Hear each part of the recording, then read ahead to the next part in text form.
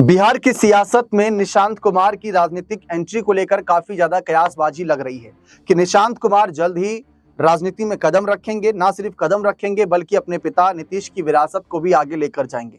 लेकिन हाल फिलहाल में देखें तो नीतीश ने जिस नेता को सबसे ज्यादा तरजीह दी लोकसभा चुनाव में शानदार आंकड़े पाने के बाद, तो वो नाम है जदयू के कार्यकारी अध्यक्ष संजय झा का।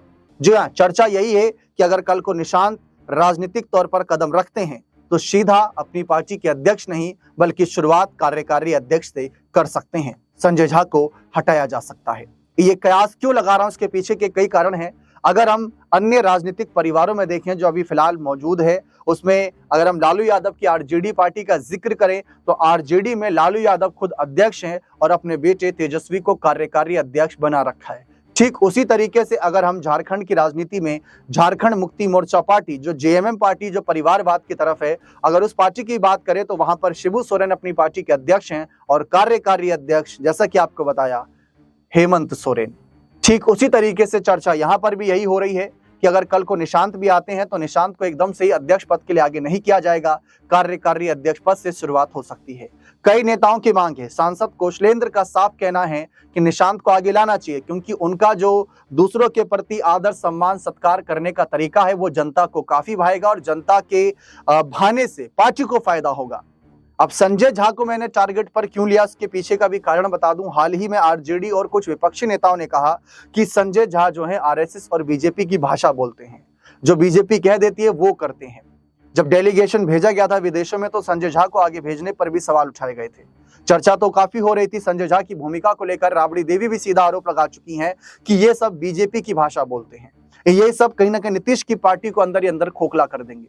आरसीपी सिंह वाले मामले पर नीतीश काफी दिन तक चुप थे, लेकिन जैसे ही नीतीश कुमार का लगा कि यहां पर कुछ गड़बड़ है, पार्टी और कुर्सी खतरे में आ सकते हैं, नीतीश ने तुरंत महागठबंधन में जाने का फैसला लिया था और सरकार गिरा दी थी।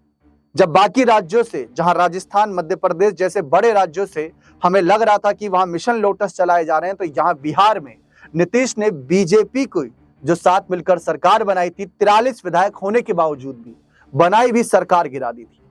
तो वही चर्चा है कि अगर कल को निशांत राजनीति में आते हैं तो एकदम से तो अध्यक्ष पद मिलने वाला नहीं है और ऐसा लग रहा है कि निशांत आ सकते हैं क्योंकि अभी तक बात सिर्फ शादी ब्याह के कार्यक्रमों तक सीमित थी, जो पारिवारिक कार्यक्रम होते थे वहां पर जाते थे।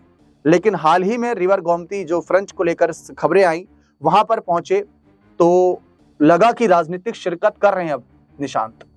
भले ही इन सवालों का जवाब नहीं दे रहे हो, लेकिन चर्चा बनी हुई है। निशांत और संजय झा की एक तस्वीर होली मिलन समारोह कार्यक्रम की काफी वायरल हुई थी, जिसमें तमाम बड़े मंत्रियों नेताओं के साथ निशांत मिले घुले नजर आए थे। सबका यही कहना है कि निशांत का स्वभाव बड़ा ही कहीं ना कहीं नॉर्मल रहता है, दूसरों के प्रति कोई भी ऐसा एटीट्यूड नहीं दिखाते। हाल ही में एक डीएम के पैर छू लिए।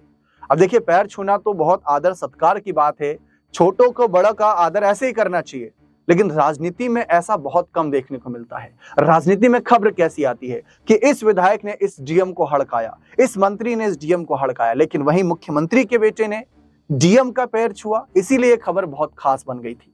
बाकी आपको क्या लगता है कि क्या सचमुच निशांत को आगे आना चाहिए या नहीं?